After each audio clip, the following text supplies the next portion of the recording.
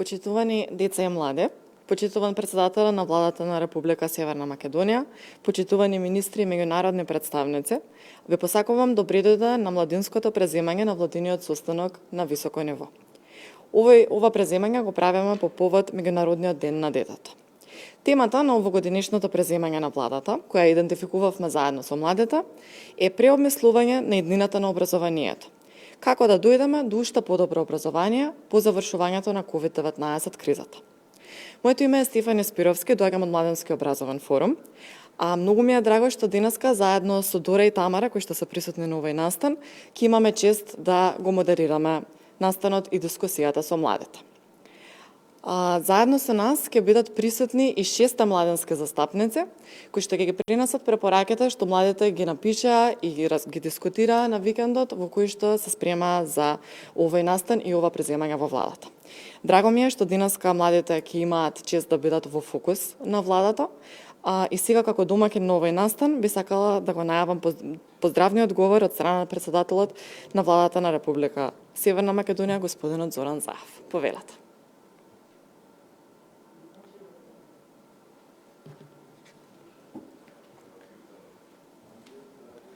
Само би ве замолила да го пуштате микрофонот.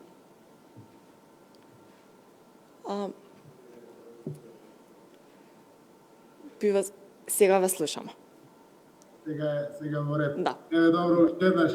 Здраво на децата, посебен поздрав до најмладите овде учесници на денешната конференција. Драго ми е што ве гледам сите овде. Здраво на сите представници на УНИЦЕФ, Организација за грижа за децата на Обединетите нации. Поздрав до Патриција. Ја гледам овде. Здраво до нашиот амбасадор на Европската унија, господина Дейвид Гир. Посебен поздрав до него. Поздрав до министрите, моите пријатели од кабинетот на владата на Република Северна Македонија. На почетокот дозволете ми да упатам честитки по повод Светскиот ден на децата, кој е утврден на денешниот датум, 20 ноември, затоа што на денешен ден, во 1989 година, е освоена Конвенцијата на Обединетите нации за правата на децата. Оваа конвенција е најшироко прифатен документ на Обединетите нации и е ратификуван од најголем број држави на светот, споредбено со било кој друг документ на Организацијата на народите. Северна Македонија, како и сите други земји членки на Обединетите нации, со прифаќањето на Конвенцијата за правата на децата, се обврза дека ќе ги почитува 4 основни принципи: недискриминација, придржување кон најдобрите интереси на детето, правото на опстанок, на живот и развој и правото на учество.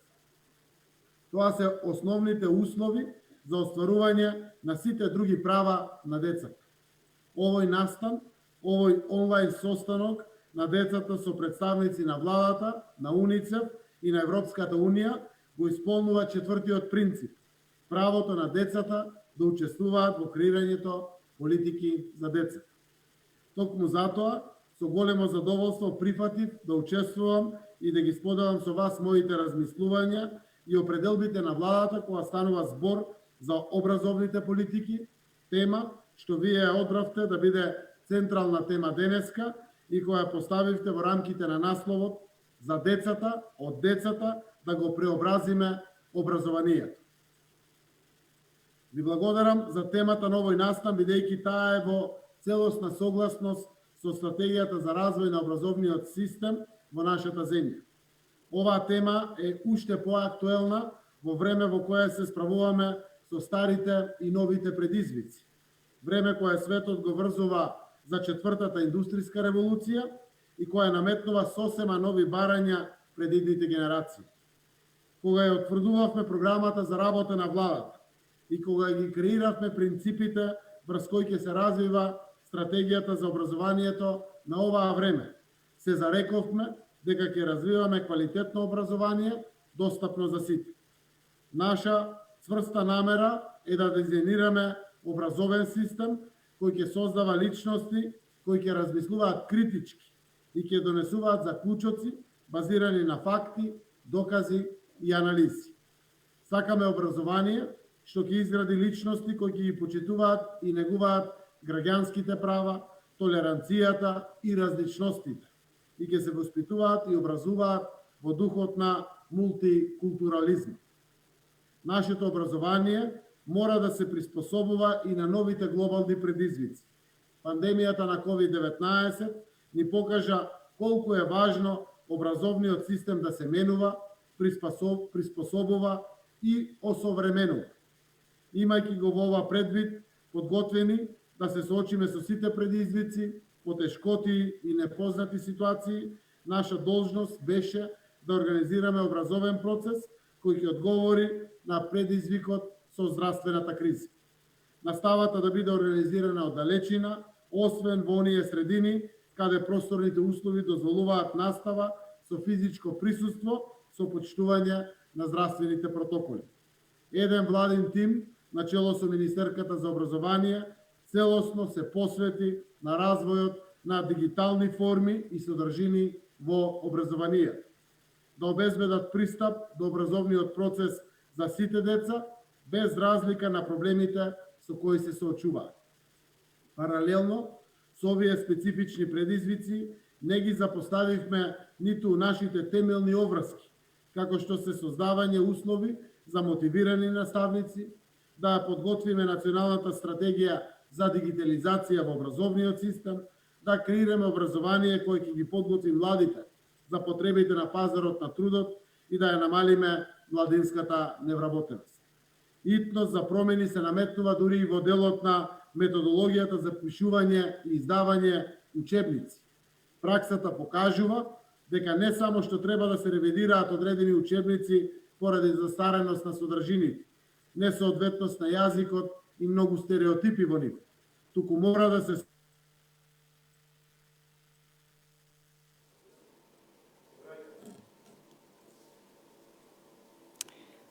Ви благодарам, премиера. Мислам дека сега сме повторно во живо. Иако сме спречени, ви благодарам за обраќањето, мислам дека имавме мал технички проблем. е вложување во едината. Како што спомнав на почетокот на овој настан, заедно со членовите на владата, со представниците на Европската унија и на УНИЦЕФ, го исполнуваме четвртиот принцип од Конвенцијата на Обединетите нации за правата на децата, а тоа е децата да учествуваат во креирање на политики за децата. Заради моите обврски, секако јас нема да можам да останам да слушам, но некаде на крајот на ова онлайн настава ќе мора да напуштам, но затоа тука се министрите од владата за да ги слушнат сите ваши размислувања и сугестии и да одговорат на вашите прашања како ваш придонес за подобро образование. Уште еднаш ви го честитам Светскиот ден на децата и ви посакувам успешна дебата. Благодарам. Благодарам, премиера. Иако сме спречени да бидеме физички присутни во живо во владата, оваа онлайн владина седница ја направивме и со младите, и со министрите, и со високи представници, се со цел да ги ставиме младинските прашања во фокус. Денес ќе имаме прилика да слушнеме 6 младински представници, кои што со овие високи представници ќе имаат прилика да зборуваат за многу важни теми во животот на младите, но и генерално во образовниот систем. Па така ги мапиравме темите квалитет на учење, градење вештини кај младите, ментално здравје и врсничко насилство и еко училишта, како теми кои што ќе бидат во фокусот на она за што ќе дискутираме денес. Јас сега би сакала да му дадам збор на шефот на делегацијата на Европската унија, господинот Дейвид Гир, за да го даде неговото обраќање.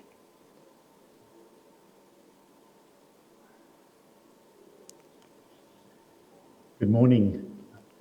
Thank you, Prime Minister.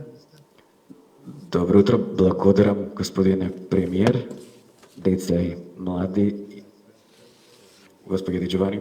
Прво, среќен 31. роден ден на Конвенцијата за правата на детето, што е огромен успех и во знак на прослава зградата на делегацијата на Европската унија беше осветлена со сина светлина заедно со неколку други државни објекти.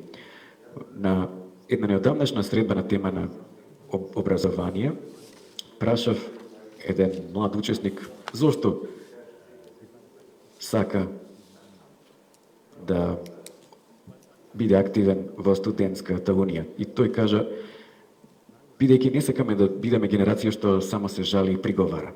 Јас бев импресиониран. Ова представува најдобра дефиниција за активизам што сум ја слушнал и мислам дека може би најдобра порака за почетокот на моето обраќање. За да изградиме следна генерација што ќе се ангажира во општеството, потребно е образовниот систем да биде соодведен на својата намена. Тоа е огромен предизвик на секаде, и во Европската унија и овде во Северна Македонија. Од голем број причини, меѓу другите и оние кои што ги наведе премиерот, например, брзите промени во светот во кој живееме. Образованието треба да ги опреми младите со вештините потребни за учество на пазар на труд што брзо се менува, а истовремено да се поттикнува креативност и иновации. Треба да ги подготви за брзо развивачки технологии и прилагодување кон нови реалности. Но пред се и над се да ги подготви да прашуваат зошто и како и да спорат со статус квото. Имајќи го ова предвид, Европската комисија предложи план за поставување на Европска образовна зона до 2025 година со неколку од елементите што беа спомнати: подобр квалитет, инклузивност и родова сензитивност, зелена и дигитална транзиција, мотивирани и компетентни наставници, посилно високо образование и придонесување кон геополитичките цели на ЕУ. Слична цел ќе има еден предлог за Западниот Балкан, кој што ќе се поднесе во идните месеци. Би сакал уште едно укажување на крај, да дадам, сметам дека образованието е најважната област во која работиме и секогаш треба да имаме на ум дека мора да се одржуваат највисоките идеали. И би сакал да завршам со цитат од еден голем хуманист, музичар, челист, кој што зборуваше за важноста на образованието во обликувањето на нашите животи. Значи, ова е цитат од Пабло Касалс. Тој вели: секоја секунда што ја живееме е нов и единствен момент во универзумот, момент кој што никогаш нема да се повтори. А што ги подучуваме нашите деца? Ги подучуваме дека 2 и 2 се 4 и дека Париз е главниот град на Франција. Кога ќе ги научиме што се тие? На секој од нив треба да им кажеме: знаеш ли што си? Ти си чудо, ти си единствена. Во сите години што изминале, немало ниту едно друго дете како тебе. Твоите нозе, твоите раце, твоите остроумни прсти, начинот на кој што се движиш, може би ќе станеш Шекспир, Микеланджело или Бетовен. Имаш капацитет за се. Да, ти си чудо. И кога ќе пораснеш, како би можел да повредиш некој што исто како и ти е чудо? Сите ние мора да работиме за светот да го направиме достоен на своите деца. Благодарам.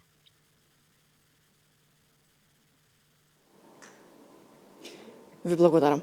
Дефинитивно се согласувам дека имаме обврска да ги поддржиме младите и во образовниот процес, но и во нивното општествено вклучување на сите нива.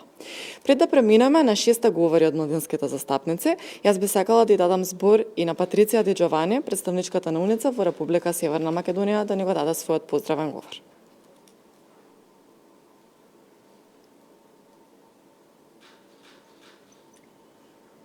Thank you. Благодарам на многу на сите, премиер Заев, министри, амбасадор Екир и сите наши млади учесници, млади застапници. Ме представува огромна чест што веќе втора година сме заеднички домаќини на овој состанок на високо ниво меѓу владата и младите. Секоја година на 20 ноември, како што слушнавме од другите говорници, одбележуваме подпишувањето на Конвенцијата за правата на детето и УНИЦЕФ со своите партнери го одбележуваат Светскиот ден на детето, бидејќи, како што веќе беше наведено, Конвенцијата е меѓународниот инструмент што го ратификувале најголем број земји. Оваа година, овој празник е во едно невидено време. Вакви зборови и изрази слушаме цела година. И ова е еден момент во нашата историја што ниту една генерација не ги доживеала, меѓутоа младите генерации особено тоа го доживуваат на единствен начин. Пандемијата ги изложи и длабоките нееднаквости во нашите општества, кои што претходно можеби не беа толку очигледни, беа прикриени и постои голем ризик децата да станат скриени жртви на се ова. Значи, има дискусии за општа сиромаштија, невработеност и нели оние во наводници поголеми проблеми. А за нас денес представува важен момент, но исто така и во блиската иднина да слушнеме како младите и децата сакаат да ја преобмислат иднината. Секако дека има и други теми, меѓутоа образованието и натаму е од основно значење за подобрување на животот на младите и за ужлив развој. Така што со задоволство сакам да ги слушнам гледиштата на младите за тоа како да се подобри образовниот систем, квалитетот на образованието, па дури и за општеството што сакаме да го изградиме. Оваа земја вложи огромни напори децата да продолжат да учат во текот на пандемијата и покрај тоа што повеќето деца го продолжуваат образованието преку далечинско учење, одлуката за отворање на училиштата во пониските оделенија, секако со почитување на превентивни и заштитни мерки, е позитивен чекор што ќе го намали негативното влијание на долготрајно затворање на училиштата. Но денес не се работи за тоа како да се вратиме на нормалното. Дури и дел од нас, да кажам старите, без да ги навредам другите повозрастни, мислам дека ќе се согласиме дека старото нормално не беше доволно добро и ова време на пандемија ни дава можност да промислиме како после пандемијата да се вратиме на нашите животи, но во едно многу подобро нормално. И тоа ново нормално не ми се допаѓа толку тој израз, но ете како да се вратиме на нашите животи, меѓутоа во една подобра верзија на општеството, во подобар систем. Систем во кој што е намалена сиромаштијата и нееднаквоста. Пред COVID, да бидеме искрени, и тогаш имавме криза во учењето. Повеќе од половина од децата на 15 годишна возраст, според PISA резултатите, не ги исполнија основните нивоа на компетентност за читање и математички вештини. И покрај тоа што владата се посвети на реформи за подобрување на оваа ситуација, денес ќе слушнеме од младите, согледувајќи дека имаат огромен потенцијал и го носат ветувањето за подобра иднина за себе и за идните генерации. Така што од наша страна, наше е да слушаме и да земеме предвид она што ти има да го кажат. Со ова сакам уште еднаш да упатам пофалба до владата за посветеноста на Конвенцијата на правата на детето и да посакам да продолжи владата да ги слуша децата и младите. Мислам дека заедно можеме да преобмислиме подобра, подржлива иднина, подобри можности за секое дете и со задоволство очекувам да ги слушнам излагањата и дискусиите. Ви благодарам. Ви благодарам многу, ви благодарам на сите за воведните обраќања и благодарам на премиерот за присуството до овој момент на настанот, бидејќи како што ни најавија поради други обврски ќе мора да замине. Како што слушнавме и како што најавив и јас, младите имаат многу што да кажат и младите веќе работеа во 6 конкретни теми, но имаат многу повеќе предлози, критики и барања од одговорните и што е најважно, младите го наоѓаат својот начин како да се вклучат во креирањето на подобрата иднина за нив. Пред да им дадам збор на Дора и Тамара да започнат со најавата на младинските застапници, сакам само да ви споделам на кој начин може да се вклучите во дискусијата и на кој начин може да се вклучите во денешниот настан. По обраќањата на младинските представници на YouTube каналите на македонски и албански јазик ќе ви биде овозможено во четот да ни поставите прашања кои потоа ние ќе ги споделиме на овој состанок. Ве охрабрувам да ги последите сите говори, да ги запишете вашите прашања и да ни ги испратите, се со цел да можете да збогатиме оваа дискусија. Сега би сакала да ја дадам простор на Дора, која што ќе започне со најавите на младинските представници. Ви благодарам.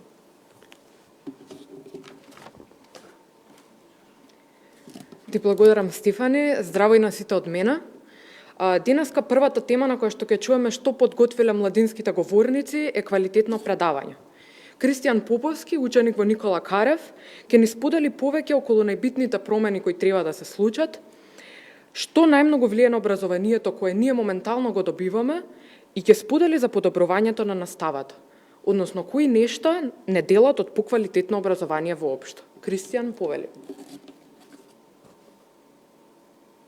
Здраво на сите, се надевам дека добро се слушаме. Така. Во ред, сакам прво да ви се обратам на сите. Почитувани министри, почитувани представници од различни организации и почитувани присутни. Образованието представува процес кој треба да не обликува и да не подготви за понатамошниот живот. Меѓутоа, недостатоците во истото полека ги оттуѓуваат младите и им ја всадуваат идејата за миграција во друга држава во потрага по подобро образование и подобар живот. Но сепак кадрот кој останува да действува во ова наше општество, одлучува дали нашето општество ќе напредува или не. Ние младите сме свесни дека напредокот представува долгорочен процес, па затоа сме охрабрени и сме многу ни е мило што учествуваме на вакви средби кои придонесуваат да градиме здрава и квалитетна околина за идните генерации. Квалитетната настава представува предуслов на едно развиено општество, но таа како да заостанува поради недостатокот на современи методологии и средства за незината реализација, несоодветната подготвеност на дел од кадарот и секако влијанието кои доаѓаат од општеството. Поради сето ова, би сакал да ги посочам најважните проблеми со моменталниот начин на изведувањето на наставата и при тоа некои главни предлог решенија за истите. За воопшто да започнеме да зборуваме за промени и за модернизација на наставата, треба да земеме во предвид дека училиштата ги имаат задоволено сите основни инфраструктурни услови. За жал во нашата држава, и меѓутоа иако е 21 век, се уште во дел од училиштата ги немаме основните услови за спроведување на наставата, како што се грејењето, училниците, пристојна работна средина, технолошки помагала, тоалети и други. Меѓутоа, како друг значаен елемент кој се јавува, представува методологијата на предавање на наставата. За жал, се уште голем дел од нашите професори и од наставничкиот кадар ги базираат своите предавања на традиционални методи кои не се соодветни за денешната младина. Тоа не значи нели дека не се стручни во собствената област, туку дека едноставно ми е потребна поголема професионална надоградба, онаква како и во секоја друга професија. Со промената на потребите на нас учениците, која настанува инхерентно низ текот на годините, треба да се менуваат и методите на предавање. Пандемијата беше уште еден доказ дека на наставниците им е потребна поголема поддршка од надлежните институции, како што се Министерството за образование и наука и Бирото за развој на образование, за едноставно да можат полесно да ги развијат своите вештини во различни погледи. Од друга страна, технологијата, која за разлика од нејзинот развој, многу бавно започнува да се инкорпорира во самата настава, представува уште еден чекор кон решавање на проблемите и зголемување на квалитетот на наставата.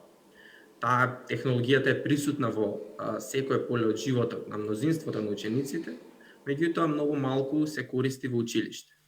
Според неколку поголеми истражувања на кои не идовме со различни ученици од различни училишни системи, искористувањето на технологијата довело до подобри академски резултати споредбено од оние системи каде таа воопшто не била вклучена. Со цел тоа да се постигне, потребни се инвестиции за информатичко-компјутерската технологија во образованието, опремување на училиштата со компјутери, паметни табли и други помагала, како и интензивно работење на зголемување на на познавањата на наставниците со можностите кои ги нудат токму овие модерни алатки. Моментално во одредени училишта технологијата е набавена, меѓутоа не се користи поради недоволната обученост на дел од наставниот кадар за нови методи на предавање кои ги вклучуваат токму овие модерни алатки. Покрај стручната и педагошката подготвеност на наставниците има многу клучна улога за нас учениците во задоволувањето на нашите потреби.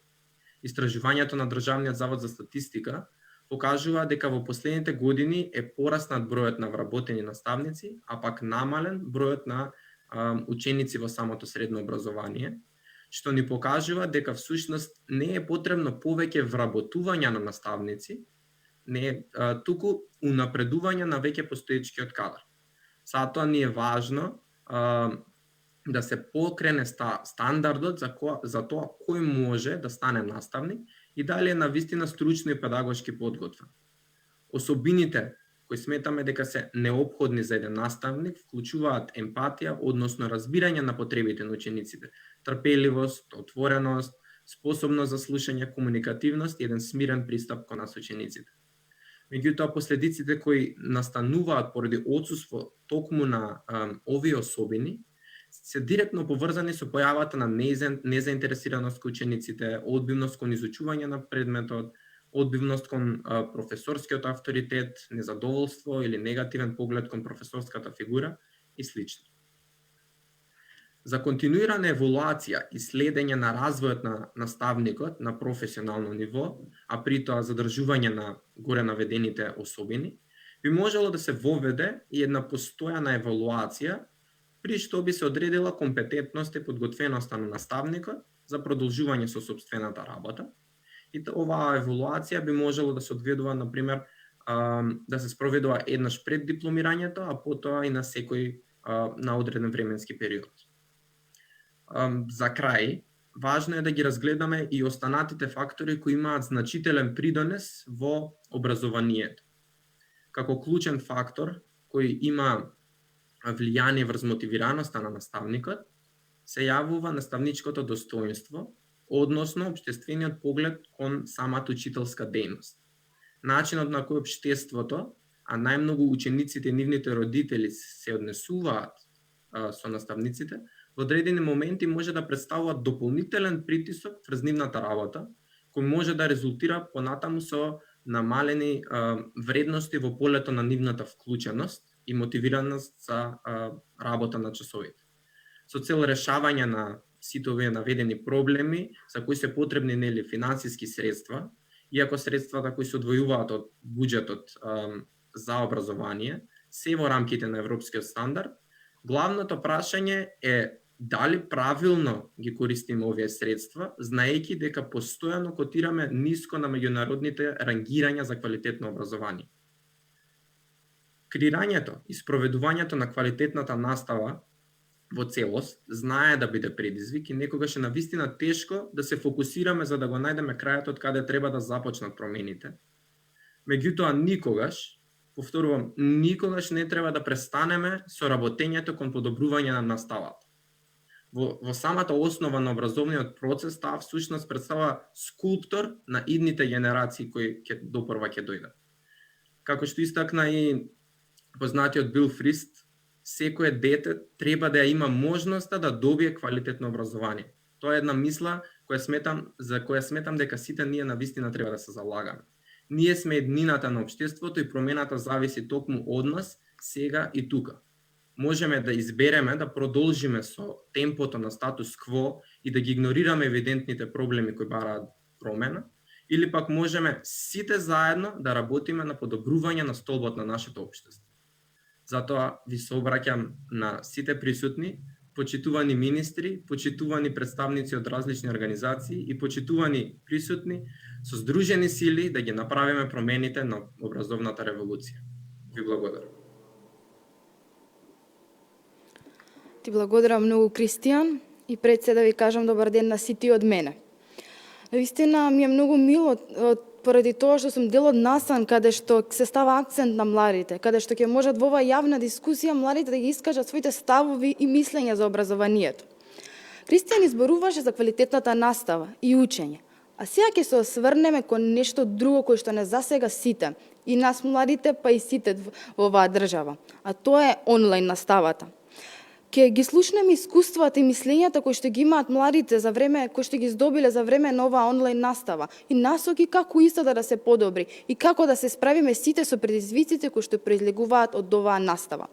Токму затоа го повикувам Кудрет Феризи, ученик во гимназијата Исмет Јашари, општина Липково, да ни ги искаже своите мислења и ставови за онлайн наставата. Повели Кудрет. Përshëndetje, të nderuar ministrat e qeverisë së Republikës së Maqedonisë së Veriut, të nderuar të pranishëm. На Република Северна Македонија, почитувани присутни, јас сум Кудрет Феризи и учам во гимназијата Исмет Јашари во Липково. Денеска ја имам честа да зборувам за еден горчлив проблем во нашата држава, проблем со кој мојата генерација особено се соочува, тоа е дигиталниот јаз во образованието. Во моментот, додека ја зборувам тука пред вас, 40.000 мои соученици се приморани да бидат исклучени од моменталниот образовен процес и да следат наставата преку своите телевизори. За овие 40.000 од мои соученици, уставното гарантирано право, кои имаат уставно загарантирано право на образование, достапно за сите под еднакви услови, им е прекршено. И тоа едноставно поради фактот што тие немаат финансиски средства да дозволат технолошки помагала кои ќе помогнат за онлайн наставата. Се наоѓаме во ситуација која финансиската состојба во образованието зависи од финансиската состојба. Нешто што ние како држава не смееме да го дозволиме и мора да го приоритетно да го решаваме. Финансиската состојба не треба и не смее да биде предуслов за еднакво достапно образование. За жал, овие мои врсници не се единствениот проблем кога станува збор за пошироката слика на дигиталниот јаз во образованието. Мрежното покривање на интернетот е дополнителен проблем кој го зголемува овој јаз. Моите врсници и соученици од руралните средини немаат стабилен пристап до интернет, имаат проблеми со пристапот и до стабилна и постојана електрична енергија, што дополнително го отежнува нивниот пристап до онлайн наставата, за разлика од учениците кои следат настава од урбаните средини од градовите. Значи, местото на живење не треба и не смее да биде предлог за еднакво достапно образование. Како ученици се соочуваме со потешкоти со националната онлайн платформа. Ова нефункционална платформа е со многу грешки и со неуспешни алатки за работа кои носат големи предизвици и за учениците, но и за наставниците. Фактот што не можеме да следиме наставата преку платформата, присуството на голем број на технички проблеми, како е проблемот типот на губење на домашните задачи, оневозможен пристап до тест и паѓање на целата платформа, укажува на тоа дека државата мора да возможи функционална платформа. Потребно е да се подобрат постоечните алатки и да се воведат нови, да се подобри целокупната платформа, но најважно е да им се овозможи и техничка поддршка и на наставниците, но и на учениците.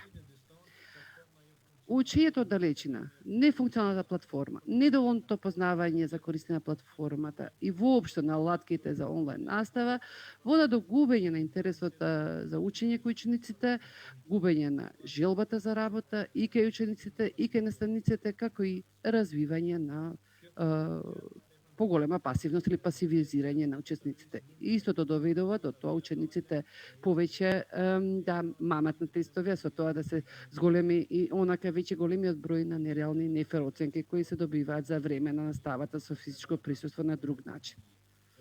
Сето ова ќе ни донесе до ситуација каде ќе се соочиме со млади со високи оценки, но малку знаење. Млади кои знаат да препишат, но не знаат да научат. Затоа треба да се пронајдат нови начини на оценување и поинакви работни задачи, како што се различни трудови од страна учениците, кои секако ќе бидат поврзани со материјата на предметот. Но покрај тоа што треба да се мотивираат учениците, треба да се мотивираат и наставниците, затоа што сме сведоци на наставници кои не го прифаќаат новиот начин на работа и новите онлайн алатки за спроведување на онлайн наставата. Постои одбивност кај нив и затоа треба да се поттикнат и да се посвети особено внимание за да може да го надминат тоа конзервативно размислување. Но најважно од се е дека треба да се дава постојана поддршка на оние наставници кои несебично вложуваат во квалитетот на наставата, да им се обезбедат обик и едукација на оние професори кои се соочуваат со потешкоти. Почитувани министри, почитувани присутни, свесни сме дека пандемијата предизвика низа проблеми во државата, економски, социјални, образовни и здравствени. Свесни сме, но најзначајни се здравствените. Свесни сме дека ова училишна година е полна со предизвици. Свесни сме дека нема магично стапче со кое со еден замав ќе се реши целосната ситуација. Свесни сме дека проблемите кои што се собра со години сега ни се појавија одеднаш. Свесни сме дека дигиталното образование бара повеќе време, едукација и финански средства, но ве молам да бидеме свесни дека ние сме едината на ова држава и дека единствено, заеднички, со здружени сили, со поддршка и помош од сите засегнати страни, ученици и наставници, можеме да подобриме ситуацијата и конечно да се пофалиме дека имаме квалитетен, модерен европски образовен систем. Ви благодарам. Ти благодарам, Кудрет. Иако онлайн наставата е нешто ново за нас, нешто што првпат го искусуваме, ти одлично ни сподели кои се нештата кои што ги мачат учениците и што треба да се промени. Особено во време кога е очигледно дека нема да се вратиме наскоро физички во училиштата. Овој момент исто така би сакала да го искористам, да ве потсетам сите кои што го следите настанот, дека можете да поставувате прашања во коментари на моменталниот стрим на YouTube. А вашите прашања ќе бидат одговорени веднаш по завршувањето на сите 6 говори на младинските застапници. Следно би сакала да ја најавам Сара Ковачовска, ученичка во АЦО Русковски во Берово, која што ќе ни сподели препораки за менталното здравје и спречување на меѓуврсничкото насилство во образованието. Несомнено, таа самата ќе објасни во време на пандемија, во време на поминување на денот школски пред екран и во соба од 4 ѕида, како тоа сигнификантно влијае на нашето ментално здравје и емоционална стабилност. Сара, виртуалниот под е твој. Почитувани. Денес сите ние сме тука со заедничка цел подобрување на образованието во секој негов сегмент, а еден од најзначајните, кој ќе биде во фокусот на моето денешно излагање кон вас, е менталното здравје на учениците. Аристотел уште во 4 век пред новата ера човекот го објаснил како политичко, а со тоа и општествено животно. Секоја индивидуа со нејзиното дејствување придонесува кон подобрување на општеството или пак задржување на статус квото. Сепак, по човековата природа е да тежне кон намалување на ентропијата на системот, но понекогаш, потиснати од внатрешните немири, ние сме во состојба да бидеме од помош на себе, луѓето што не обкружуваат и во крајна цел општеството. Како граѓани на држава која тежи кон интеграција во Унијата, стекнување европски вредности, ние младите веруваме дека од круцијално значење да се подигне нивото на свест за менталното здравје, кое за жал кај нас се уште е табу тема, а во западните држави одамно дел од културата. Загрижувачки се резултатите на коалиција Маргини, кои алудираат кон тоа дека секое второ девојче и секое трето момче на 15 годишна возраст се соочуваат со психосоматски тегови како резултат на нарушено ментално здравје. Надоврзувајќи се на овој податок, 12% од девојчињата и 7% од момчињата на истата возраст имаат суицидни мисли. Секако, кон зголемување на претходно споменатите броеви се надополнува и фактот што 12,8% од младите биле насилници врз нивните соученици според Младински образовен форум. Затоа на колку ниско ниво е свеста кај нас во однос на менталното здравје, говори и фактот што во Европа сме на последно место, веднаш после Турција, во однос на број на психотерапевти по број на жители. Да се запрашаме, што значат овие броеви? Нели ве загрижува фактот што 1/3 од населението, односно структурата на население во која е сместена целата надеж за прогрес на ова парче земја, не ја наоѓа причината за постоење. Повеќе од половина од менталните растројства кај младите излегуваат на површина до 25-та година, па затоа од суштинско значење е да се обезбеди соодветна поддршка и грижа во доволно рана фаза. Затоа, задолжителното образование, како задолжително определено со законска рамка, мора да се осигура дека на општеството му дава здрави и функционални личности. За таа цел, свесни за алармантноста на ситуацијата, јас и мојот тим дојдовме до идејни решенија за тоа како би можел образовниот систем да му помогне на секој еден кој минува низ тој процес, полесно да се пронајде себе си во животните периоди кога кризата на идентитет е неизбежна. Сакаме да живееме во држава во која различностите ќе бидат гледани како мост помеѓу нас, обичните луѓе, секој со своја необична приказна. Сакаме да живееме во систем во кој кон менталните нарушувања ќе се пристапува со емпатија, а нема да бидат гледани со презир. Сакаме образовниот процес да му овозможи на секој ученик да го добие потребното внимание, а силеџиството ќе биде санкционирано најстрого, без исклучоци. Бараме системски прегледи секоја година преку разговор со психолог во училиштата. Со овој чин, само уште еднаш ќе се потврди дека менталното здравје е подеднакво важно како и физичкото, а кај учениците со ментални заболувања ќе овозможи рана детекција и полесна, како и посигурна терапија. Бараме линеарно зголемување на бројот на психолози во однос на бројот на ученици во воспитно-образовните установи. Имено, не можеме да очекуваме од еден психолог кој работи со 2000 ученици да го даде истиот исход од работата, како неговиот колега кој работи со 2, 3 или пак повеќе пати помалку ученици. Училишните психолози во ова време на пандемија, која сериозно може да влијае врз нашето ментално здравје, сега се потребни повеќе од било кога, затоа апелираме да ни бидат достапни за онлайн разговори. Апелираме и разврска на постоечките случаи како јавна соба, за која одговорност се уште нема. Со попустливата политика и толеранција кон насилството, истото уште повеќе се поттикнува, а жртвата ја губи довербата во системот, затоа не ги институционализира нејзините проблеми, односно нејзините травми. За крај, ја поздравуваме иницијативата и отварањето на линија за разговор со психолог и даваме предлог истата да биде промовирана повеќе, особено меѓу младите и учениците, поради нивната голема незапознаеност за оваа можност. За да имаме функционално општество со непрекинати разнолик развој, потребно е да се гради врз логично и креативно тло. Тлото, преку игра на зборови, ги представува различните луѓе кои го градат општеството и кога секој од нас би се пронашал себе си и би се градил во засебен карактер, би можеле да се подпираме еден врз друг за да се овозможи здрава целина. Сепак, колку и да се постигне совршенство во еден сегмент од општеството, со запоставување на психолошкиот развој на единката, трпи целото тоа општество поради нарушување на равнотежата меѓу системите. За да имаме здрава целина, ве повикуваме сите вас кои не следите, да бидете дел од промените кои ќе се случат и да ни помогнете да ја подигнеме свеста во однос на менталното здравје и во овој момент ги повикуваме институциите да останат на ниво на нивните задачи, со што секој насилник ќе биде санкциониран, а жртвите ќе ја добијат соодветната поддршка и помош. Ви благодарам за вниманието.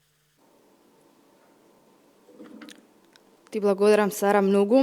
Ти благодарам на сите исцрпни информации кои што ги добивме од тебе за менталното здравје кај учениците и сите сме свесни, особено ние младите, колку онлайн наставата и воопшто сите предизвици поврзани со неа влијаат врз нашето ментално здравје, а и не само тоа, сите сме свесни или пак сме биле во ситуација или сме посведочиле на настан каде што некој наш врсник бил физички или пак вербално или невербално нападнат од некој свој соученик и слично. Сите сме свесни дека всичкото насилство е дел од сите нас и треба да се бориме за да го искорениме истото. Сега, ќе се осврнеме кон Ерона Азизи, ученичка во Јахја Кемал, која што ќе ни зборува за нешто кое што нашите наставници и професори постојано ни го зборуваат. Не учете на памет. Она ќе ни зборува за тоа како не треба фактите кои што ги учиме во училиште да ги учиме на памет. Туку кај нас треба да се развие едно критичко размислување, да го учиме материјалот со разбирање, навистина да си формираме свој мислење за истото, да ги примаме фактите, но не научени на памет, да ги примаме онака кој што ги на тој начин што како што ќе ги надополниме со наши мислења и ставови, а не само како факти научени од учебник. Така што повели Ерона.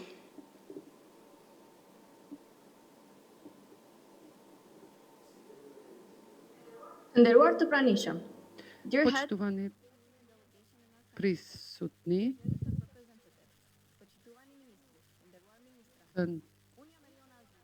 јас сум Ерона Азизи, ученичка од Јахја Кемал од Скопје.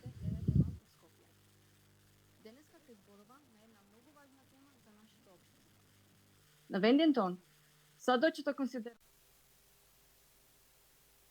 И да сметаме дека е модернизиран образовниот систем, сепак релацијата меѓу професорот и ученикот останува како во времето на нашите родители. Наставниците од една страна се пасивни предавачи, а ние учениците пак од друга страна пасивни слушатели.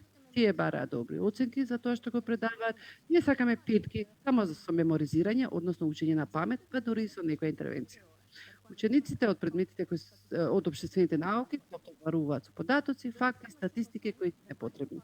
Учениците повеќе учат и памтат факти отколку да се подготвуваат за критичко и аналитичко размислување, да се развива слободарскиот, што значи дека учениците треба да развиваат слобода на мислење и на изразување. Со еден збор, последиците од учењето преку меморизирање на факти несомнено може да ја зголемат бројката на учениците кои не размислуваат критички, ученици кои безусловно се послушни на авторитетите, ученици кои не може да го приминат знаењето во практични ситуации, ученици кои немаат практични вештини. Недостасува интеракција со учениците. Професорите само си предаваат. Наставниците треба да ги поттикнуваат учениците сами да размислуваат за општествените појави и за општествените проблеми и нивните погледи да ги изразуваат јавно. Наставниците треба да ги поттикнат учениците да ги научат вештините на јавно комуницирање, на јавно говорење и на јавен настап.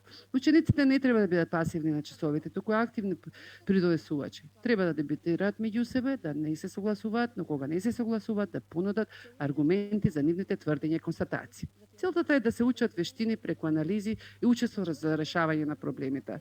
Наставниците треба да употребуваат пристап на заедничко доаѓање до знаење заснован на истражување од страна на учениците.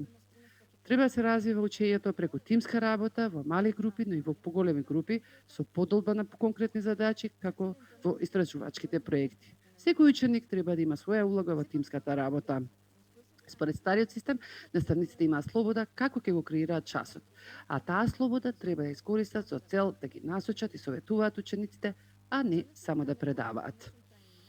Учениците имаат потреба од повеќе обука и практична настава. Фактите и историските и актуелните факти кои се глобални треба да ги стават во контекст на нашата земја, нашиот развој, нашата економија, култура, менталитет, начин на живот, традиција, фолклор, јазик, културно наследство и така натаму. Наставниците треба да поттикнат неограничен пристап до знаење, информации, содржини преку интернет.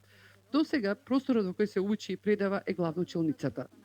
Треба да се учи преку анализа на мултимедија и соработка, употребувајќи технолошки алатки, компјутери, лаптопи, iPad, мобилни телефони, паметни табли и така натаму. Иако е многу тешко преку виртуелната училница се реализира објективното оценување, треба да се учи од повеќе извори, преку технологија, не од учебници и дополнителна литература.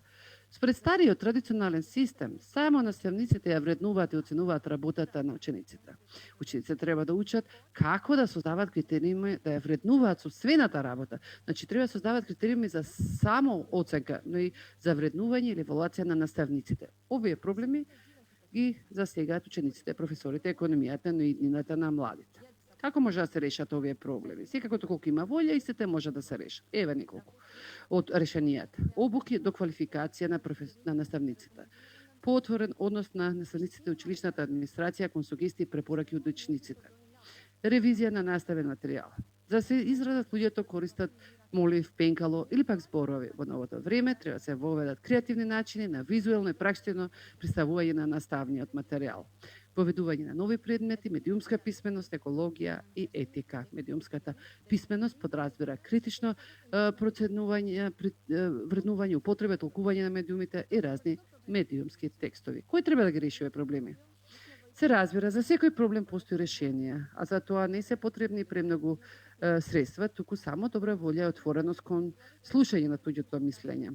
Подобрувањето на начинот на учење во ниту еден случај не може да постигне само преку една институција или пак личност, ниту пак за еден ден, туку треба да биде колективен напор од сите страни, вклучително и учениците и професорите, Министерството за образование, Бирото за развој на образованието, директори на училиштата, педагошки факултети, експерти за образование и така натаму. доколку за се и се што велиме дека времијата се смениле, мора да се сменат многу нешта и во оваа насока. Несомнено, крајно време е се обновиме. Оти доколку денеска направиме тестирање без никаква најава на целата територија на нашата држава за било кој предмет, ќе видиме дека непотребните факти тоа не биле презентирани, не одземале многу време, но од нив не сме научиле баш ништо. Благодарам. Ерјона, навистина ти благодарам за говорот од причина што особено во период кога школската година ни е скратена и немаме многу, дури би кажала ни воопшто простор за меѓусебна интеракција, да зборуваме за тоа како да учиме поефикасно, е можеби една од најбитните работи на кои што дефинитивно треба да се обрне внимание. Дополнително нешто што е недоволно застапено во образовните програми, а јас би кажала и дефинитивно воопшто во ниедна сфера од секојдневниот живот на младите, е свеста за тоа дека животната средина е наша обврска. Токму затоа го имаме Васил Ханџиски, ученик во Никола Карев, кој што денеска ќе ги сподели ставовите на младинските застапници во областа на екоучилиштата. Васил, кога ќе се чувствуваш подготвен, можеш да почнеш слободно. Добар ден, почитувани министри, почитувани представници од различни организации и сите оние кои што го следите овој владин состанок во живо. Како што кажа Дора, моето име е Васил Ханџиски. Не знам како е кај вас, почитувани, но јас утрово кога се разбудив низ мојот прозорец не можев да видам ништо. Не се гледаше и напуштената фабрика која што се наоѓа одмаз проти мојата зграда. Дури ни загадениот Вардар не се гледаше. Јасно е дека ова е огромен проблем. Збунет сум зашто носењето на маски представува проблем, затоа што тоа беше нормално за нас и пред почнувањето на пандемијата. Стравувам дека со завршувањето на пандемијата тоа не значи за нас престанување на носењето на маски. Истражувањата покажа дека за време на пандемијата се намали загадувањето. Но исто така покажа дека најголеми причинители за загадувањето се фабриките, големите институции и така натаму. Тука, почитувани, спаѓаат и училиштата. Нашите училишта со нивната ниска енергетска ефикасност и со тоа што се греат на нафта, јаглен или мазут, придонесуваат за загадувањето како и за климатските промени. Нивните градби се со слаба изолација, а некои се уште имаат дрвени прозорци. Замислете, во 21 век некои од нашите училишта немаат ПВЦ прозори. Ваквата ситуација придонесува да тие на годишно ниво имитираат големи количества на јаглероден диоксид.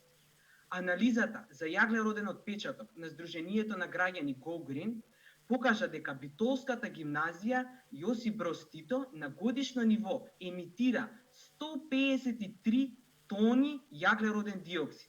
А за да се неутрализира овој јаглероден диоксид, потребни се 2530 10 годишни дрвја. Но не е тоа ситуацијата само во ова училиште. Ваква е ситуацијата во повеќето основни и средни училишта. Со целосна реконструкција на градбите на училиштата би се намалила годишната емисија на јаглероден диоксид.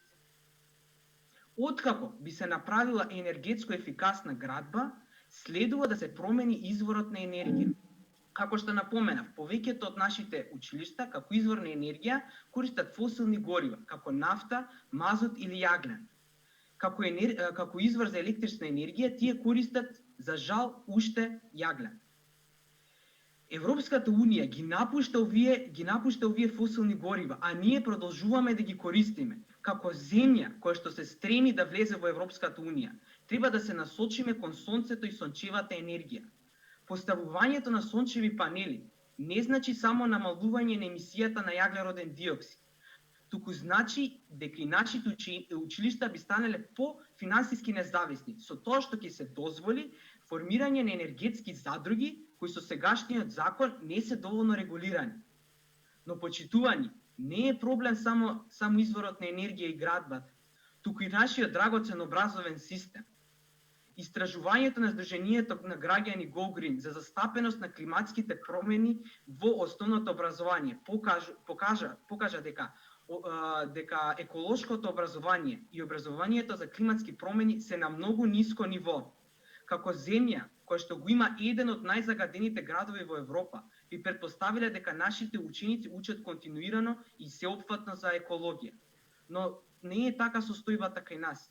Екологијата е многу ретко застапена во наставните програми, а со уште поголема реткост е застапена во учебниците. Како очекуваме да се подобри состојбата со загадувањето, кога нашите млади не се свесни што се случува? Но тие не се виновни што во образовниот систем не се обработува доволно оваа тема. Секој ученик заслужува да знае што се случува и кои се причините за тоа што се случува. Затоа има две решенија.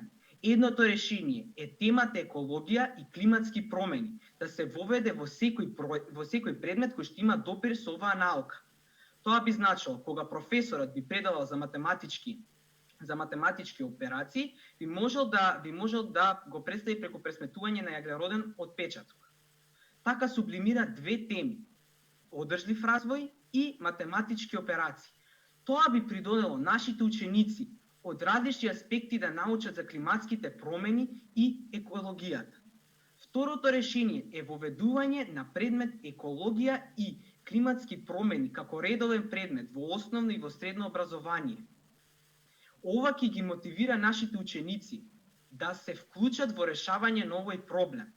Во ваков образовен систем, каде што се обработуваат проблемите на младите, сметам дека нема да има ученик кој што нема да сака да оди во училиште. Затоа, почитувана министерке за образование и наука, почитуван министер за животна средина и просторно планирање, сега е времето да се направат промени во образованието и во градбата на нашите јавни институции. Секоја мала промена ќе го подобри квалитетот на животот на идните генерации, затоа што да не дозволиме да дојде до време кога нема да може да се направи ништо.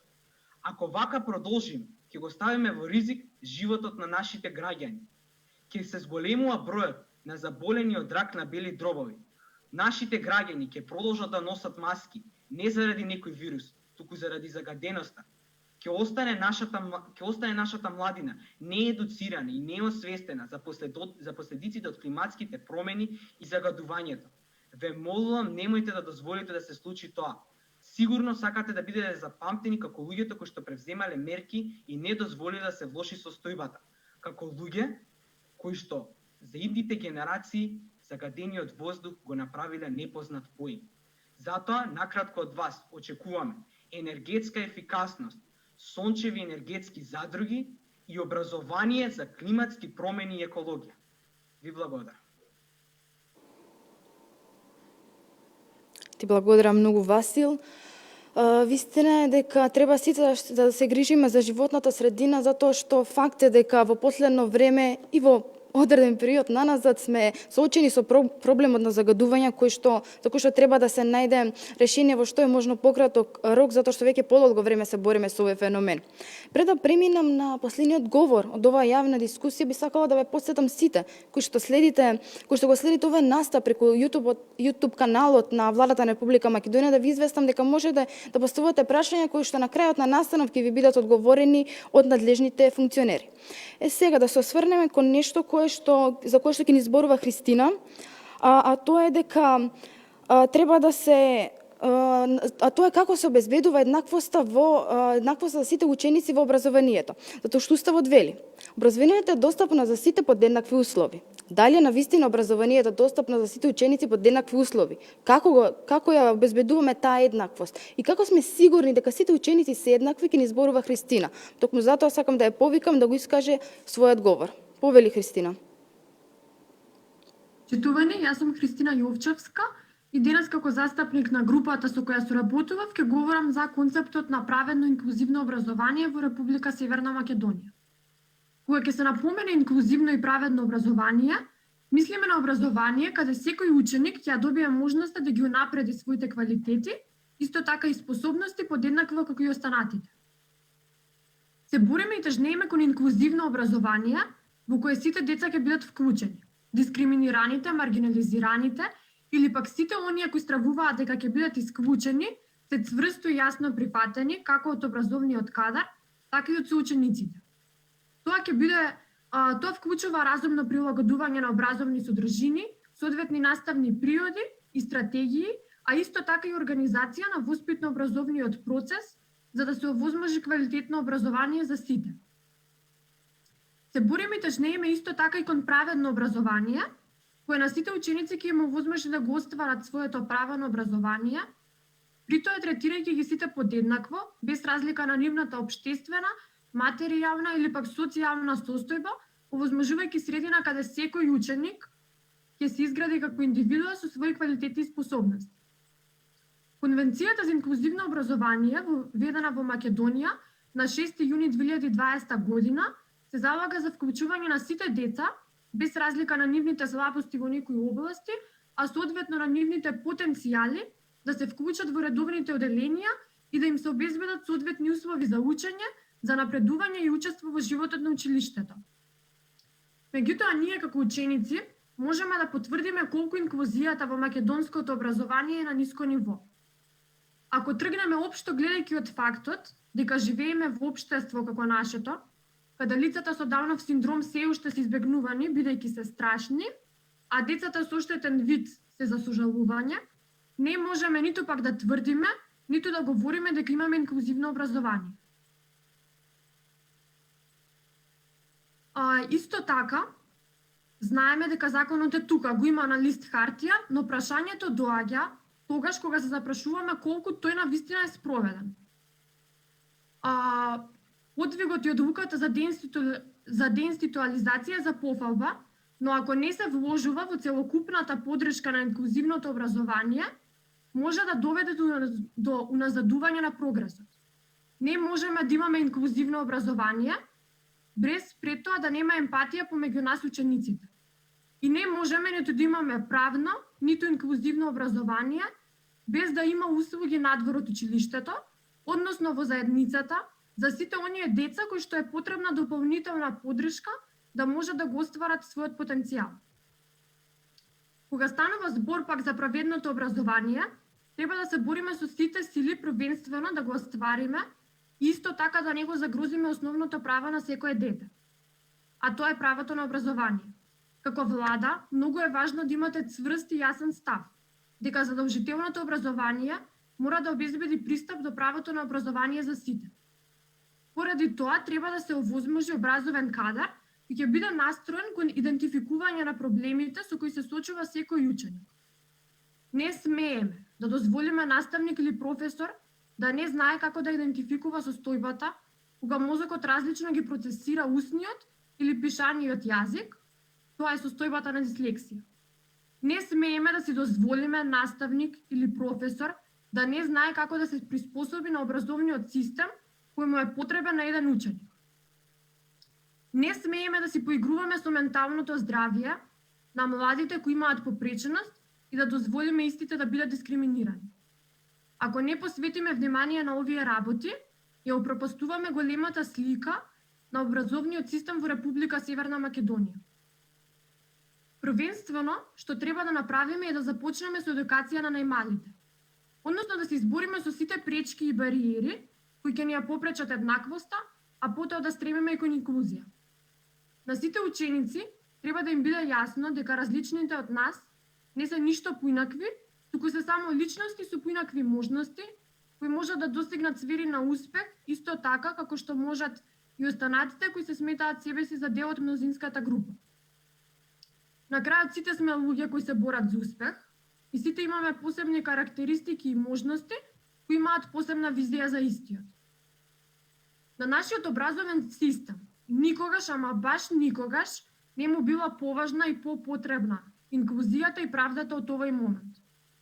Затоа е потребна едукација од страна на педагошките служби или пак од невладини организации кои ќе се залагаат и на средбите ќе говорат за еднаквост помеѓу сите ученици, без разлика од каде доаѓаат. Залагањето за повеќебројни активности помеѓу училиштата не може да се изостави, со цел постепено да се воведат во еден инклузивен процес, каде учениците ќе започнат да се запознаваат меѓусебно. Исто така многу е потребен посветен и мотивирачки образовен кадар, кој низ едукација ќе го постигне степенот на емпатија и неуморно ќе тежне кон инклузија. Нудејќи инклузивно образование, секој ученик добива можност за развој на своите способности и квалитети. а со тоа ние оформуваме млади кои ќе бидат самостојни личности и ќе имаат моќта и способноста да го водат општеството. Доколку возможиме образовен систем, каде ќе бидат сите прифатени и ќе тежнееме кон еднаквост, ние младите нема да заминуваме од својата земја. Впрочем, ако вие покажете дека се грижите и како влада обезбедите повеќе финансии за образованието, нема да сакаме ништо повеќе од тоа да возвратиме и да помогнеме нашата татковина, која ни помогнала во стекнување на потребните квалификации да биде успешна земја со посветен работен кадар. Секако за развивање на квалитетите кај секој поединец, многу е важно наставниците и професорите да бидат запознаени со сите пречки кои во иднина може да им представуваат проблем. Односно треба да се обрне посебно внимание кон обуки и едукација на наставниот кадар за сите видови на попреченост со кои може да се загрози пристапот на образование кај еден ученик. Да се воведе задолжителна обука за професори и наставници со која ќе добијат квалификација за идентификување на одредени појави кај учениците, како на пример дислексијата и за способности за спроведување на настава за лица со попреченост. Со идентификувањето на проблемот и насочувањето кон потенцијалот кај секој ученик, образовниот систем значително би се подобрил. И токму поради тоа, ние денес, како млади, се собравме овде, за да ги искажеме своите незадоволства, своите ставови и да се насочиме кон потенцијалот на нашата земја за подобро образование, а истовремено и подобро општество за сите нас. Христина, ти благодарам за последниот говор од младинските застапници. Кристијан, Кудрет, Ериона, Сара и Васил, ви благодарам за се оно што фино го строшивте во вашите говори и ни потенциравте како треба да го напредиме квалитетот на образованието, колку менталното здравје и грижата за менталното здравје треба високо да котира на листата на приоритети за млади, што ни посочивте кои нешта мора да се сменат во образовниот систем, за се со цел да изградиме образовен систем кој ќе прифаќа и ќе поддржува. Јас во овој момент би сакала да им се заблагодарам за присуството и на министрите кои што се на овој состанок со нас. Тоа е министриката за образование и наука Мила Царовска, министриката за труд и социјална политика Јагода Шахпаска, министерот за животна средина и просторно планирање Насер Нуреддин, се извинувам, но и да ви се извинам од името на министерот Венко Филипче, кој што ни најави дека ќе биде присутен на овој состанок, меѓутоа поради други обврски не беше во можност да не се вклучи. Јас во овој момент би сакала да им дадам збор на министрите да дадат свое обраќање по се она што можеа да слушнат од младинските застапници, а потоа во еден момент да ги вклучиме и прашањата кои што стигнаа до нас на линковете на YouTube. Може да одиме последниот редослед, па така министриката за образование и наука Мила Царовска да ни се обрати прва. Поверете. Добар ден на сите, драги деца, драги представници на меѓународните организации, драги колеги, драги наставници, ученици, сите оние кои што не следите на YouTube каналот на влада. Навистина ми се допадна на кој начин беа подготвени темите кои што ни ги презентира учениците денеска, затоа што тоа се и делови од образовниот систем кои што навистина со години не достигаат. И ние како држава и како влада мора да посветиме многу поголемо внимание на образованието во наредниот период, ако навистина сакаме да имаме граѓани кои што ќе се грижат за државата, граѓани кои што се спремни да ја градат и понатаму да ја развиваат и државата, но исто така и општеството во кое што живееме, затоа што навистина треба вредносно да се поместуваме во насока на европските вредности и стандарди и вредностите кои што ги носат граѓаните на развиените земји. Денеска на овој ден, најпрво сакам да го честитам Денот на децата, да си честитаме и за конвенцијата која што е потпишана пред многу години, се со цел да гарантира учество на децата и можност да се слушне нивниот глас и да се остваруваат нивните права. Токму затоа мислам дека сите ние што сме возрастни треба да работиме, да го реобмислиме заедно со децата и со младите светот и заедно рака под рака да го градиме по планот кој што тие најголем дел ќе го предложат, затоа што само на нив останува светот. Тие понатаму треба да го газат истиот тој пат и да реобмислуваат свет за идните генерации. Кристијан, Кудрет, Сара, Ериона, Васил и Кристина отворија прашања на кои што ќе сакам да дадам одговор сумарно и секако да одговорам да има простор да другите колеги споделат нивно размислување и гледање, но исто така и да може да ги одговориме и другите прашања кои што следуваат.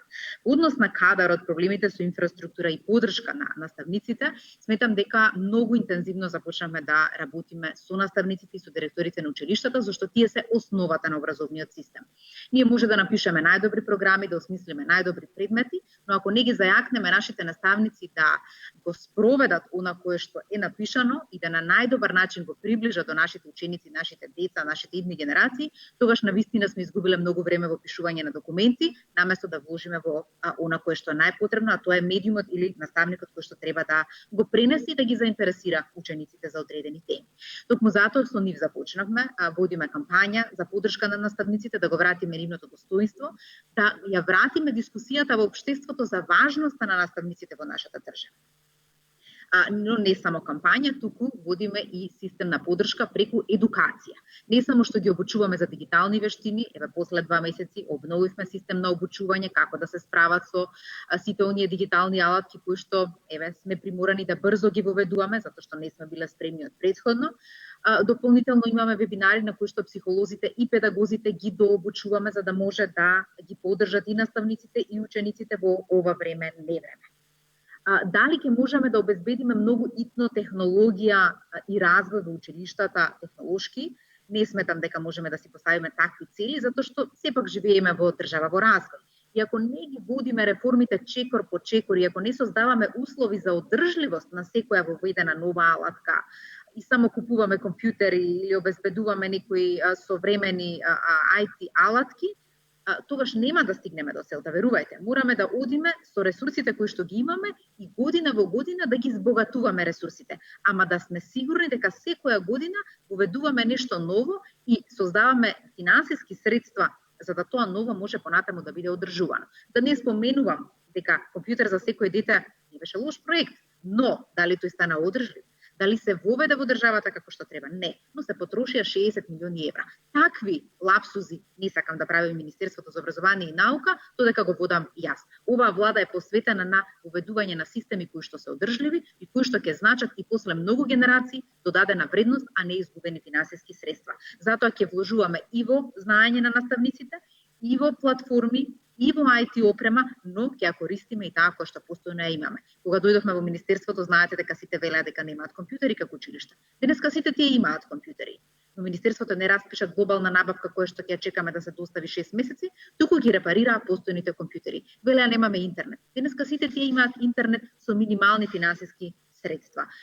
Така да тоа е патот по кој што натаму треба да одим. И јас сакам денес да има магично стапче и сите да имаат знаење, сите да имаат IT опрема, сите да имаат интернет, се да функционира безпрекорно. Но тоа не се создава за еден ден. Тоа се создава за минимум еден мандат, да не речам и два, што укажува на тоа дека долгорочната стратегија за инвестиции во образование треба да продолжи и понатаму и да не зависи од политичка волја, туку да системски поврзано со процент на GDP кој што се одвојува за образование и начинот на кој што се инвестира во образование. По однос на онлайн наставата, јас верувам дека има пречки. Морам да укажам дека во најголем дел од државата безпрекорно се одвива двонасочната комуникација помеѓу ученици и деца. И за тоа се потребни и учениците, кои што е многу значајно да разберат дека не сме тука затоа што сакаме, туку затоа што мораме. И дека заеднички што побрзо се снајдеме со целата таа технологија, толку побрзо ќе се осовремениме и како општество и многу полесно вие ќе стекнете вештини кои што понатаму ќе ви требаат и во образованието, но и во текот на вашето создавање на продукт кој што ќе го одберете вие, зависно што ќе одберете да работите понатаму. Така да навистина се спомна бројот 40.000 ученици кои што следат настава на телевизија, тоа не е точна бројка, тоа беше проекцијата со која што влеговме, но денеска во моментов следат околу 8.000 деца со достава на материјали и настава преку телевизија. Заради тоа што во голем дел од руралните училишта, подрачните училишта се пушти настава со физичко присуство, дополнително многу општини обезбедија преку донација на општествено одговорни компании и граѓани во државата обезбедија IT уреди за учениците. Затоа се намали и бројката. Дигиталниот јаз ќе остане и понатаму присутен, се додека не го откорениме, како и многу јазови кои што постојат во државата, меѓу кои и јазот помеѓу сиромашните и богатите. Токму затоа како министерка за труд, наместо да вложувам во трето дете кое што не значи ништо во државата, тоа е демографска политика, не е политика за подобрување на статусот на децата кои што немаат еднаков приход со останатите деца, туку значеше демографска политика која што секако не дава никаков успех во минатото и денеска го имаме образовниот и детскиот додаток како право кое што им следува на сите наши деца кои што се од социјално ризични семејства и исто така од семејства каде што имаат приход до минимална плата. Токму затоа овој додаток понатаму се согласувам треба да се зголемува и преку него да ги трансферираме сите финансиски средства за да може да го изедначиме правото на образование на сите. Менталното здравје е многу важно, затоа стручната служба во училиштата ја јакнеме да во овој период на ковид, но и понатаму во делот на булинг, насилство, препознавање на истото, воведување на систем не само на препознавање, туку и дејствување кај оние деца каде што веќе имаме ризик за загрозување на менталното здравје, да бидат спремни да го работат, затоа што во моментов единствено што работат е административна работа, наместо да работат со учениците и со семејствата каде што веќе имаме одредени елементи за кои што треба да се дискутира малку подлабоко. Ако имаме стручна служба која што е силна, тогаш ќе се улесни работата на наставникот или ќе се работи со детето паралелно на стекнување на вештини да се справува со предизвиците во училиштето, во семејството, во средината, а со тоа да неговото ментално здравје биде заштитено, зајакнато и да понатаму немаме грижа дека како граѓанин кој што треба да дејства во општеството понатаму можеби да врати негативно заради неговото нарушено ментално здравје. Етика, критичко размислување, медиумска писменост се дел од новата курикула која што треба да стартува 2021-2022 година во основно образование. Од 1 до 5 влегуваме со нова концепција, нова програма, нови наставни материјали кои што ќе се спуштат, секако ревизија нема да постојат повеќе учебници, туку тие ќе бидат динамички материјали кои што ќе се спуштаат до учениците, а тие ќе може да ги споделуваат и со родителите, но ќе може во неограничен број на копии да ги имаат кај себе, за да не се врзуваме со некои издавачи, па во дадени моменти остануваме и без книги, што е недозволиво. Сите овие елементи, екологија, медиумска писменост и критичко размислување, ќе бидат дел од новата концепција, новите системи. Од 6 до 9 ќе имаме исто спојување, за да добиеме помал број на предмети, но повеќе време во училиште, затоа што училиштето не е само место каде што учиме, туку училиштето е место во кое што создаваме граѓани кои што треба понатаму и денес да го градат општеството, но секако дека се иднината на нашата држава, а тоа се младите луѓе. Затоа сметам дека што подолго време учениците се во училиште, толку поквалитетни граѓани ќе создадеме за иднина.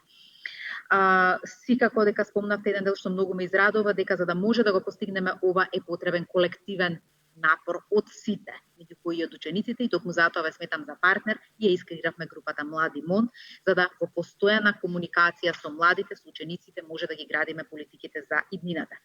Екологијата е клучна, министерот за животна средина сигурно ќе зборува за ова прашање, но УНИЦЕФ веќе со шведската амбасада и развојната агенција нивна работат на воведување на екологија во училиштата и да го зајакнеме овој систем за навремено информирање на нашите идни генерации што значи да се грижиме за животната средина и како да се заштитуваме.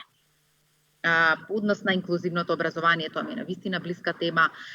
Во овој момент работиме на новите стандарди за образовни асистенти, за кои што обезбедивме финансиски средства за 2021 и 2022 година, ќе ги имаме во настава и се донесе упатството минатиот месец во октомври, упатство за соработка на ресурсните центри, тоа се поранешните посебни училишта, со сите училишта каде што имаме деца со атипичен развој, за да може да ги обучуваат наставниците и да им даваат континуирана поддршка да овие ученици може да следат настава заедно со сите останати, затоа што ова нема да влие само на подобрување на образовниот систем за децата со атипичен развој. Ова директно влие на создавање на општество кое што разликите ги смета за вредност, затоа што ќе научиме што значи да дете со атипичен развој биде во училница, многу учиме од него, што тоа може понатаму да даде, а истото тоа што ќе го научиме како начин на дружење и заедничко учење, ќе го имаме и како начин на вреднување на следниот колега, следниот пријател, со кој што понатаму заедно ќе живееме и ќе соработуваме. Така да мислам дека инклузијата, инклузивното образование директно влијае на инклузивно општество кое што сакаме да го видиме и пропознавање на лицата со атипичен развој како еднакви граѓани во нашето општество, кои што може да очекуваме многу повеќе од она што очекуваме денеска заради стереотипите кои што ги носиме со нас и на крајот сите содржини кои што се дискриминирачки или кои што се на некој начин со полни со стереотипи, ќе ги исклучиме преку воведувањето на новиот закон за учебници или создавање на наставни материјали каде што бирото ќе ги одобрува на годишно ниво, а внатре ќе има луѓе во комисиите кои што ќе ги препознаваат овие дискриминирачки или стереотипни елементи. Ви благодарам и уште еднаш нека ни е честит денот на детето.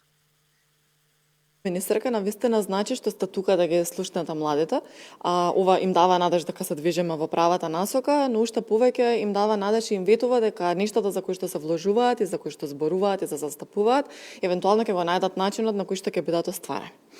Многу од младите се соочија со проблеми во наоѓање на работни места, дел од нив ги загубија работните места, што ќе се случува во оваа област и со какви други мерки ќе настапи Министерството за труд и социјална политика, но уште поважно и што има да ни сподели Министерката за труд и социјална политика на ова до сега што го зборуваа младите. Би сакала да ја поканам сега Министерката Јагода Шахпаска. Повелете. Благодарам. Драги деца, почитувани представници на меѓународните организации, почитувани колеги министри, почитувана колешка Емила Царовска, почитувани родители и наставници кои што ја следите оваа дебата онлайн. Навистина, пред се би сакала да го честитам Светскиот ден на детето, 20 ноември, ден кој што 31 година веќе го прославуваме после усвојувањето на конвенцијата од страна на Генералното собрание на Обединетите нации. Јас ќе почнам со тоа дека не само денешниот, туку секој од 365 дена во годината треба да биде ден за детето. Многу беа легитимни прашањата кои што вие како говорници во оваа дебата, говорам за вас Ериона, Сара, Кристијан, Кудрет, Кристина, Васил, ги адресиравте до нас како носители на политички одлуки, односно како представници на владата. Говоревте за се она што представува проблем во соочувањето со образованието, почнувајќи од онлайн наставата, меѓутоа она што представуваат сериозни предизвици на денешницата, прашањата во сферата на екологијата, за кој што ќе говори секако мојот колега министерот за животна средина, говоревте и за менталното здравје. Прашања кои што навлегуваат во делот на инклузијата, но јас ќе започнам со она кој што го кажа првично Кристијан. Тој говореше дека образованието е процес кој треба да не обликува и да не подготви за понатамошниот живот. Малку, односно никој од вас не отвори темата за ова подготовка за понатамошниот живот. Подготовката почнува од предучилишното образование. Тоа е делот во кој што ние како Министерство за труд и социјална политика продолжуваме да работиме на успешните политики од нашите претходници. Говорам претходниците тука актуелната министерка за образование. Имено уште во предучилишното образование преку квалитетно воспитување, подигање, учење на основните животни навики кај децата, меѓутоа и првите почетни, да речем, програми за предшколско образование се градат темелите за создавање на една млада личност која што понатаму успешно ќе го продолжи својот процес на образование преку основното, средното образование и понатаму во академските студии.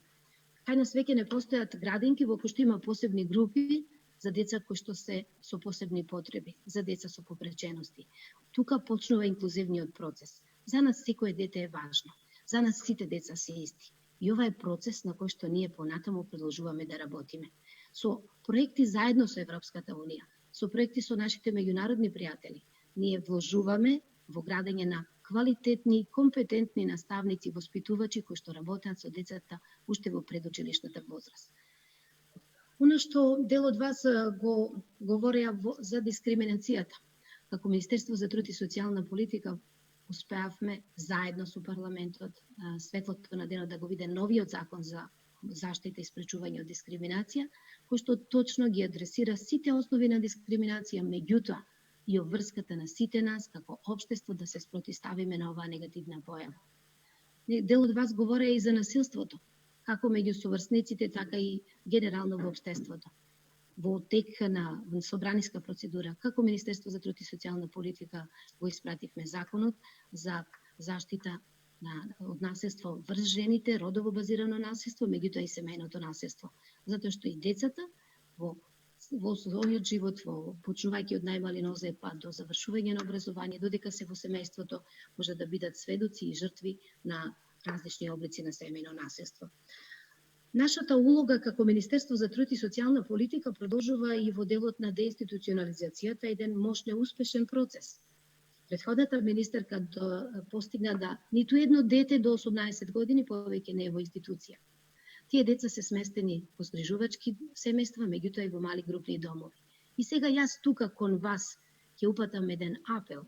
Почитувајте ги различностите. Прифатете ги децата од малите групни домови. Не само во вашата училишна средина. Дружете ги. Канете ги на вашите роденденски забави. Затоа што се тие исти како вас. Она што исто така сакам да го споменам во моето излагање, во делот на образованието кој што треба да одговори на потребите на пазарот на трудот. Тука е нашиот партнерски однос со Министерството за образование, што значи ние креираме кадри, кои што Министерството за образование креира кадри кои што треба да одговорат на потребите на пазарот на трудот, на потребите на компаниите. Од тука воведувањето на различните активни мерки за вработување, кои што се составен дел на оперативниот план за мерки за вработување во Агенцијата за вработување, точно ги одговарат на потребите на пазарот на трудот. И во услови кога светот се соочува не само со здравствена, туку и со економска криза, Министерството за труд и социјална политика креира мерки, политики заедно со целата влада, да и само преку 4 пакети на економски мерки кои што треба да им овозможат како на компаниите, така и на граѓаните, пред се на лицата кои што остануваат без работа, полесно да го премостат овој период на криза, меѓутоа и да овозможат помагање на лицата кои што останале без работа. Продолжуваме и понатаму посветено да работиме, создавајќи услови за едно квалитетно општество кое што дава можност на сите на еднакви основи да учествуваат како во процесот на образование, така и во процесот на работа, на создавање на дополнителни вредности, на градење на економијата, меѓутоа и за градење на нашето општество. Јас на крајот уште еднаш ви го честитам 20 ноември, Светскиот ден на детето. Ви посакувам пред се да се чувате. Пандемијата демне од секој чекор. Носете ги заштитните маски, држете дистанца, почитувајте ги препораките на здравствените власти. Затоа што вие сте иднината на оваа земја, затоа што вие сте иднината на светот. Благодарам. Благодарам многу, министерка. Останува да го слушнеме уште говорат од министерот за животна средина и просторно планирање, господинот Насер Нуреддини, а потоа да сумираме дел од прашањата кои што стигна до нас на линковите на кои што оде стримот. Повелете, господина Насер. Добар ден на сите, мрдите ѓитва. Good afternoon, Ambassador Gay. Good afternoon, Mr. De Giovanni. Dear respected colleagues, dear leaders of tomorrow. I hope nobody gets upset with me here. I will try and be as honest and direct as you have been so far, because it is very refreshing to actually hear these honest, direct opinions and requests from you guys. Recently had also a meeting with the Young Friends of Earth, which had a very similar approach and requested exactly.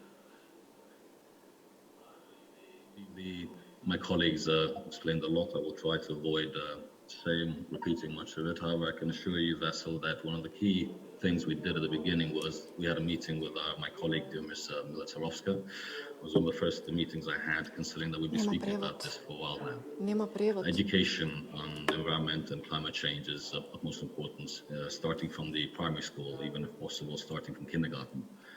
It's been done everywhere else in the world. This is something we should be. Това е нешто што треба да го земеме, да го правиме. Се министерот дека спомнал за програмата. Се обидуваме да го поведеме зелениот пакет во образовниот систем, како е програмата. А сега работиме на студии за енергетска ефикасност. Вклучивме некои од универзитетите од нашата земја. Имаме позитивна информација од нив и ќе се продолжиме со следната година, 2021 година.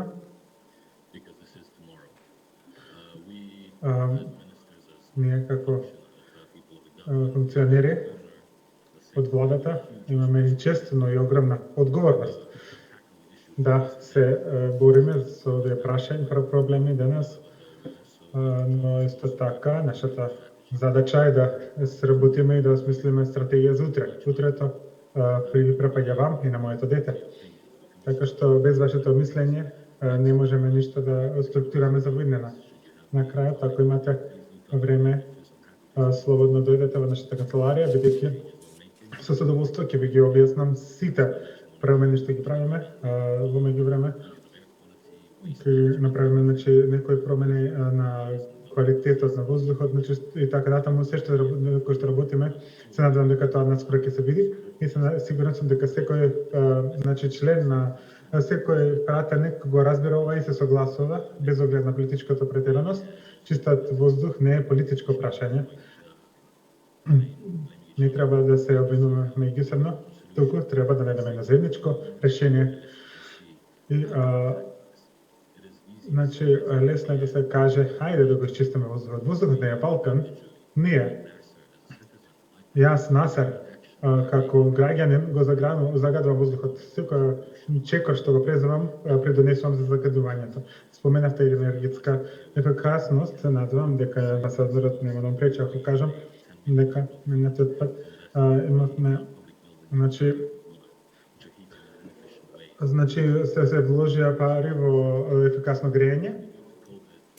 Поради COVID тие средства што беа наменети за ефикасно енергетско грејење беа пренасочени. Заради COVID, се надеваме дека ги имаме идентификувано на сите објекти, повеќето јавни објекти, и иронично и дури и самите болници се користат нафта за грејење. Има училишта што се греат на нафта, така што имаме список на објекти кои на градови кои што се загадени, би сакале да ги го смениме тоа да бидат поефикасни енергетски, така што ете на што работиме, но има уште многу работи за кои што би зборувал, но не би навлегувал политички да навлегувам во секоја промена. Загаденоста на воздухот е сериозно прашање. Сработуваме со невладините организации, различните институции и со меѓународни фактори и локални. Не обвинувам никого, но сметаме дека идентификувавме од каде е заградувањето, всушност главно од грејењето на зградите и на објектите и на државните објекти. Нашите автомобили се 16 години во просек. Се надеваме дека до година, откако ќе се усвојат некои закони, ќе ги сите кои што се автомобили под Евро 5 стандардот нема да смеат да се увезуваат. Исто така ќе продолжиме да повеќе да работиме со инспекција на индустријата, индустријските загадувачи, но има една работа што е многу важна. Централната влада може да го постигне само ако локалната влада соработува со нас. Инаку ние можеме да предложуваме стотици закони, ама не сакаме тие закони на пакет прашина, туку сакаме да се применат. Ние како институција соработуваме со сите други институции и многу важно сите институции да соработуваат исто со нас.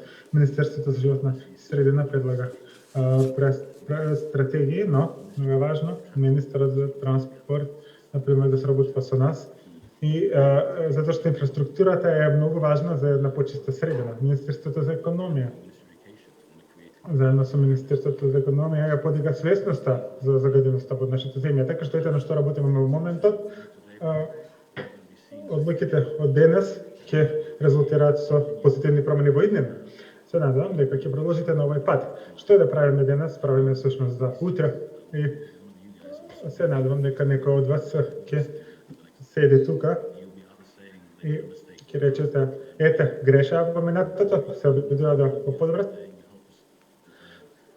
Но исто така можете и да чекате за тоа да се случи во иднина, можете и денес да чествувате, да структураме иднината васа, слободно вратиме се, би со задоволство би разговарал за ова со вас. Ви благодарам. Ви благодарам многу, министра. Јас во интерес на време, бидејќи малку се одлоговлековме од она што првично го планиравме, секако имаше многу да се каже во дискусијата, би сакала да ги поставам сумарно прашањето и потоа да ве замолам да ни одговорите во минута до 2 минути и со тоа да го затвориме денешниот настан. Прво би ги поставила прашањето за министерката Јагода Шахпаска, кои што одат во насока на тоа дека младите завршуваат образование во пандемија. Што ова министерство ќе преземе за да им овозможи на младите полесно да ги најдат своите работни места и дали се развиваат некои стратегии за да се намали невработеноста која што се уште произлегува од пандемијата.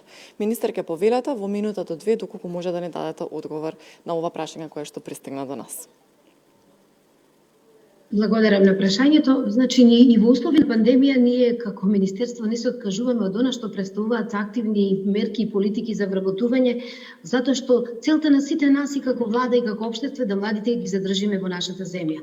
Преку проектите за практиканство, преку проектите за младинска гаранција, можам да кажам дека како влада сериозно издвојуваме средства за да можат младите да се вклучат на пазарот на трудот. Младинската гаранција остварува висок процент на реализација од она што представуваше првична проекција минатата година кога се креираше буџетот за 2020 година. Тоа е една од најуспешните мерки во оперативниот план на мерки и програми за вработување и ние не се откажуваме, овие мерки понатаму продолжуваат. Особено сакам да истакнам мерката за млади, креативни лица кои што можат да аплицираат за проектите, за мерките за самовработување, за кои што државата обезбедува грантови од 5, 10 до 15.000 евра за да можат да започнат собствен бизнес. Понатаму преку обуките за IT вештини кои што се организираат преку Агенцијата за вработување се дооформуваат, односно се доградуваат вештините на младите за да бидат конкурентни на пазарот на трудот. Значи и во услови на пандемија и во проектирањето на буџетот за 2021 година како министерство главна цел е да ја намалиме невработеноста, меѓутоа пред се младинската невработеност. Доказ за тоа е што во изминатата година, во изминатиот период од кога Социјалдемократскиот сојуз и коалицијата се на власт, оваа младинска невработеност почнува да паѓа на вистина евидентни се резултатите од тоа. Благодарам многу. Второто прашање е за министерот за животна средина и тоа гласи, односно е составено од 2 покуси прашања. Дали може од ова министерство да се очекува поголема соработка со Министерството за образование, а во насока на подобрување на енергетската ефикасност на училиштата? И вториот дел е дали министерот за животна средина може јавно да им вети на младите дека ќе вложи повеќе труд и енергија во решавање на проблемот со аерозагадување, имајќи предвид дека младите по ова прашање се најгласни. Повелете во минутата 2 да ни дадете кусо обраќање на оваа тема. I think Ms. Minister Charovska can probably confirm that. Министерката Царовска ќе потврди. Одлично сработуваме, имаме одлична работна соработка, започнавме, а планираме уште по-тесно да соработуваме во иднина. Тоа нема збор, сме работеле и на различни теми во минатото, со задоволство ќе соработувам со неки како неа, така што апсолутно да. Во поглед на загодеността, да, ќе видиме разлика. Зошто? Знам дека има некои бројки, некои велат 50% намалување, 30% намалување, но реално тешко се квантификува. Зошто? Зависи од влажноста, воздухот, ветерот, температурите. Така што квантификувањето на загаденост не е лесно. Но можеме една работа да кажеме. Согласно стратегијата што имаме за ќе помогнеме на локалните општини да имаат поголема властеност. Ако не сакаат да преземат нешто, тоа ќе владата ќе се вмеша, но еден од клучните проекти за инфраструктура, кој што одлично ни оди, е гасификацијата на нашата земја. Знам дека е ова фосилно гориво, но ова е само преодно решение, а во меѓувреме инвестираме и се обидуваме да најдеме меѓународни инвеститори за соларна енергија, сончева енергија, за ветерници во нашата земја, значи и се обидуваме да ги измениме законите за да можеме и лица, приватни лица да можат да стават панели, да вклучат, да произведат струја за мрежата. И тоа исто го разгледуваме, исто така разгледуваме и хидроцентралата. Значи знам дека тоа не е припатено од сите, тоа е голем проект за сите нас, бидејќи ќе произведе 330 мегавати енергија, струја, не треба ова, бидејќи од технички причини, значи за балансирање на мрежата и на тој начин ќе бидеме помалку зависни од рекбитала. Така што и тоа треба полека да се гаси. Премиерот спомена дека и се обидуваме и да смениме еден од реакторите, да го преиначиме за да биде на газ во рекбитала. Тоа можеби ќе се случи во еднина, исто така имаме многу амбициозни планове, значи од намалување на 83% на CO2 емисиите до 2030 во поглед на ефикасност, енергетската ефикасност. Ево го гледаме амбасадорот, се надеваме дека ќе постигнеме нешто заедно. Но во меѓувреме имаме кредит од 50 милиарди евра од Европската банка кој што ќе ги вложиме во енергетска ефикасност на нашата земја. Ова се надевам дека ќе се изврши во спроведе од 2021 година, 2021 година, што е работа во поглед на гасот. Штом го завршиме тендерот, значи ќе почнеме со втора секундарната мрежа за газ во земјата. Ви благодарам за одговорите и се надевам дека младите наскоро ќе имаат можност да видат и остварување на ветувањата кои што ги слушаат од носителите на одлуки. Последното прашање е до министерката за образование и наука, а тоа гласи: дали принципот на оценување останува исти во онлайн наставата како и во обичната настава и дали сметате дека пандемијата се зема предвид при оценувањето на учениците, затоа што на крајот од денот учениците го носат товарот да го учат истиот материјал, иако времето е значително пократко. Штом го слушнаме и вашиот одговор, ќе преминеме кон затворање на денешниот настан. Повелете. Ви благодарам на прашањето, како што се скратени програмите за учење, на исти начин е скратена и програмата за оценување, поради тоа што не може нешто што не е предадено да биде ставено на оценување.